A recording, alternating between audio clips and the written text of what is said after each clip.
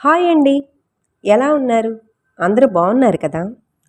మన ఛానల్ ఇంకా ఎవరైనా సబ్స్క్రైబ్ చేసుకోకపోతే చేసుకోండి. అబీష్ చిట్కా. అలాగే మీరు ఈ వీడియో లైక్ చేయటం ద్వారా ఈ వీడియో మరికొంతమందికి చేరే అవకాశం ఉంటుంది. Please like, share and subscribe. చాలామందికి ఇండైజెషన్ ప్రాబ్లం ఉంటూ ఉంటుంది. అలాంటి వారు మనందరికీ తెలిసిన సబ్జా గింజలు మలబద్ధకానికి మందులా పనిచేస్తాయని తెలిసింది కొందరికి.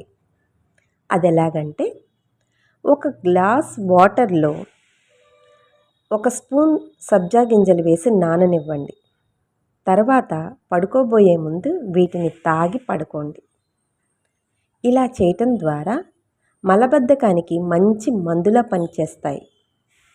అదికాక ఈ సమ్మర్లో వేడి తగ్గటానికి కూడా చాలా ఉపయోగపడుతుంది. అవసరమైన వారు ట్రై చేసి చూడండి.